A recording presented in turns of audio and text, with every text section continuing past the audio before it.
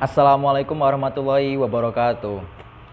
Di sini kami dari kelompok 11 ingin membacakan materi-materi dari SAP. Di sini kami beranggotakan 3 orang. Pertama saya sendiri, Muhammad Iwan Khairuddin, dan ada rekan saya Nelly Widyastuti dan Ermawati. Izinkan kami untuk membacakan materi-materi. Assalamualaikum warahmatullahi wabarakatuh. Perkenalkan, nama saya Muhammad Iwan Khairuddin, NPM 1951020150. Di sini saya akan membacakan materi keempat di bagian A, Lembaga Keuangan Internasional.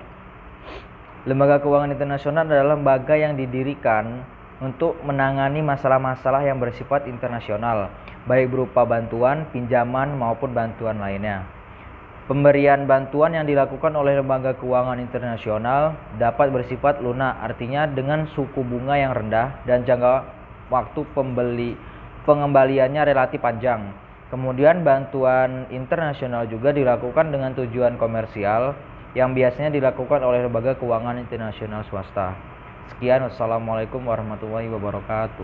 Assalamualaikum warahmatullahi wabarakatuh. Saya Nelly Widyastuti, NPM 1951020392. Di sini saya sebagai pemateri kedua akan menjelaskan materi tentang neraca pembayaran.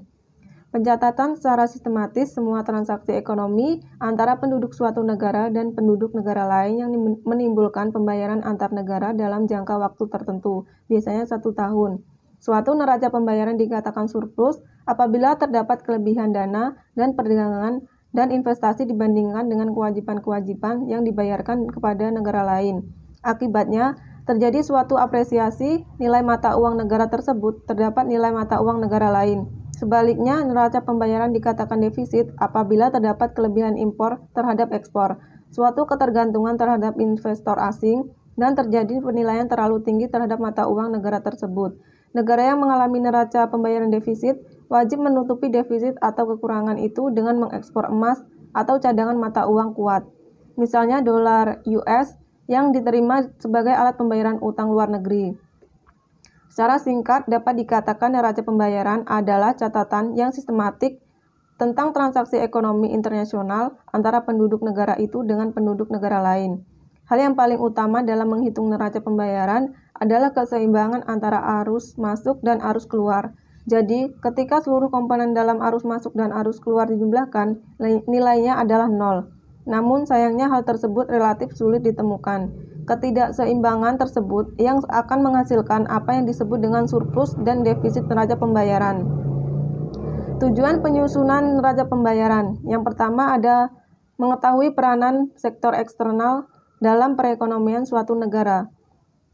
Peranan sektor eksternal tercermin antara lain dari besarnya jumlah permintaan produk domestik oleh bukan penduduk, atau sebaliknya, semakin besar permintaan terhadap produk domestik oleh bukan penduduk yang tercermin dari nilai ekspor negara bersangkutan, semakin besar pula peranan sektor eksternal dalam pembentukan produk domestik. Yang kedua, mengetahui aliran sumber daya antar negara. Berdasarkan neraca pembayaran, dapat diketahui seberapa besar aliran sumber daya antara suatu negara dengan negara-negara lainnya, sehingga terlihat apakah negara tersebut merupakan pengekspor barang dan atau modal, atau sebaliknya sebagai pengimpor barang atau modal. Yang ketiga, mengetahui struktur ekonomi dan perdagangan suatu negara. Dengan mengamati perkembangan neraca pembayaran, dapat diketahui pola umum kegiatan perekonomian suatu negara dalam berinteraksi dengan negara lain, seperti ketergantungan sumber pendapatan nasional dari hasil ekspor produk pertanian dan ketergantungan sumber pembiayaan investasi dari negara lain. Yang keempat, mengetahui permasalahan utang luar negeri suatu negara. Berdasarkan catatan transaksi modal dan keuangan di neraca pembayaran, dapat diketahui seberapa jauh suatu negara dapat memenuhi kewajibannya terhadap negara lain. Yang kelima, mengetahui perubahan posisi cadangan devisa suatu negara. Bertambah atau berkurangnya posisi cadangan devisa terkait dengan surplus atau defisit neraca pembayaran. Apabila terjadi surplus neraca pembayaran, maka posisi cadangan devisa akan bertambah besar surplus tersebut dan sebaliknya. Yang keenam, dipergunakan sebagai sumber data dan informasi dalam penyusunan anggaran devisa. Dengan memperhatikan surplus atau defisit neraca pembayaran pada tahun tertentu, dapat diperlukan besarnya kebutuhan devisa untuk anggaran tahun berikutnya. Sekaligus dapat ditentukan besarnya pinjaman yang diperlukan.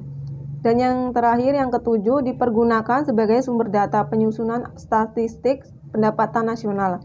Statistik neraca pembayaran diperlukan dalam perhitungan pendapatan internasional, mengingat salah satu variabel pendapatan nasional adalah nilai ekspor-impor barang dan jasa yang tercatat dalam neraca pembayaran. Itu saja yang dapat saya sampaikan, kurang lebihnya saya mohon maaf. Saya akhiri, wassalamualaikum warahmatullahi wabarakatuh. Assalamualaikum warahmatullahi wabarakatuh. Saya Ernawati. Baik, di sini saya akan menerangkan tentang pasar valuta asing. Pasar valuta asing atau sering disingkat dengan falas merupakan suatu jenis perdagangan atau transaksi yang memperdagangkan mata uang suatu negara dengan mata uang negara lain, yang melibatkan pasar-pasar uang utama di dunia selama 24 jam secara berkesinambungan. Pergerakan pasar valuta asing berputar mulai dari pasar Selandia Baru dan Australia yang berlangsung pukul 5 sampai 14 WIB. Lalu berlanjut ke pasar Asia yaitu Jepang, Singapura, dan Hong Kong yang berlangsung pada pukul 7 sampai pukul 16 WIB. Ke pasar Eropa yaitu Jerman dan Inggris yang berlangsung pukul 13 sampai 22 WIB, sampai ke pasar Amerika Serikat yang berlangsung pukul 20.30 sampai 10.30 WIB. Dalam perkembangan sejarahnya, bank sentral milik negara-negara dengan cadangan mata uang asing yang terbesar sekalipun dapat dikalahkan oleh kekuatan pasar valuta asing yang bebas. Menurut survei BIS atau Bank International for Settlement, Bank Sentral Dunia, yang dilakukan pada akhir tahun 2004, nilai transaksi pasar valuta asing mencapai lebih dari 14 US dollar triliun per harinya. Mengingat tingkat likuiditas dan percepatan pergerakan harga yang tinggi tersebut, valuta asing juga telah menjadi alternatif yang paling populer karena ROI atau Return of Investment atau tingkat pengembalian investasi serta laba yang akan didapat bisa melebihi rata-rata perdagangan pada umumnya. Akibat pergerakan yang cepat tersebut, pasar valuta asing juga memiliki resiko yang sangat tinggi.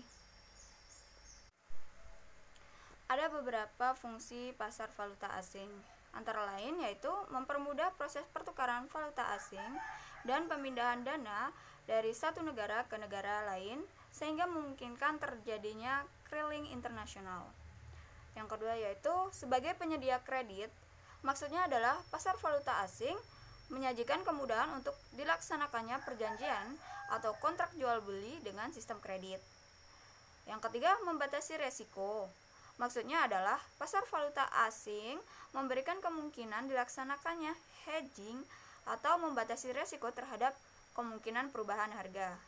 Yang terakhir yaitu spekulasi. Maksudnya adalah melalui pasar valuta asing, seseorang dapat melakukan spekulasi, menerima, bahkan mencari resiko dengan harapan mendapatkan keuntungan. Terdapat 3 istilah penting dalam pasar valuta asing. Yang pertama yaitu kurs jual, di mana pedagang atau quoting bank menjual dan calling bank atau customer membeli. Yang kedua, kurs beli, kurs di mana pedagang valuta asing membeli dan nasabah menjual. Yang ketiga yaitu spread, merupakan selisih antara kurs jual dan kurs beli.